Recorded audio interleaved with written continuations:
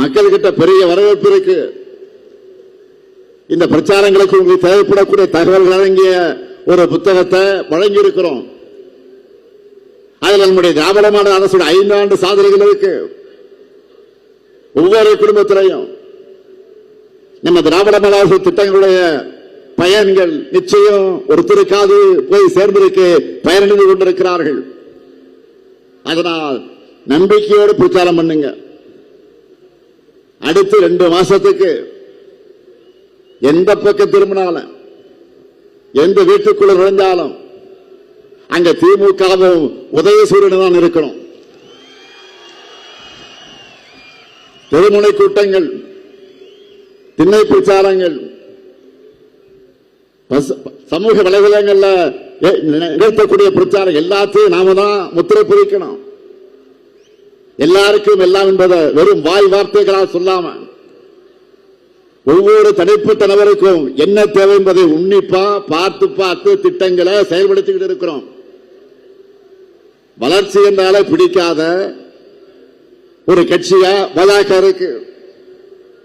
மக்கள் அவங்களை தொடர்ந்து புறக்கணிக்கிறாங்க. அதனால அதிமுகவை தன்னுடைய கிளைக்கழகமாக மாற்றி அதில் முன்னேறி வரலாம்னு நினைக்கிறது பாஜக. பிரதமர் மோடி அவர்கள் திடீர்னு அம்மையார் ஜெயலலிதா புகழ்பாட ஆரம்பிச்சிருக்கிறார். எந்த அம்மையார் ஜெயலலிதாவை புகழ்கிறார்? குஜராத் மோடியா? இந்த லேடியான சவால் விட்ட அம்மையார் மேல திடீர் பாசம் இன்றைக்கு மோடிக்கு வந்திருக்கு. மாண்புமிகு பிரதமர் மோடி அவர்களே, அம்மையார் ஜெயலலிதா விட்ட சவால் உங்களுக்கு மறந்து போச்சா? இல்ல இந்தியாவிலே அதிமுக அரசாங்கம் தான் ஊழல் அதிகமா நடக்கிற அரசாங்கம்னு உங்களுடைய நம்பர் 2 அமித்ஷா பேசினார, அதை மறந்துட்டீங்களா? நீங்க மறந்திருக்கலாம். ஆனா இது எதையுமே தமிழ்நாட்டு மக்கள் மறக்கல.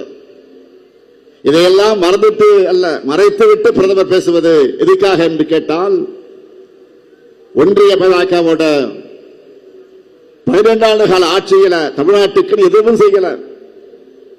சொல்லிக்கொள்ள சொந்தமான சாதனை இல்லாத காரணத்தால் தான் நம்ம ஜெயலலிதாவுடைய புகழ்பாடுன வாக்குகளா வருமானு பார்க்கிறார். எலெக்ஷன் வந்துச்சு என்று கூட பார்க்காம தமிழ்நாட்டுக்கு எந்த சிறப்பு திட்டத்தையும் பட்ஜெட்ல அறிவிக்க மனமில்லாத உங்களுடைய நடிப்பை தமிழ்நாட்டு மக்கள் நிச்சயமாக நம்ப மாட்டாங்க.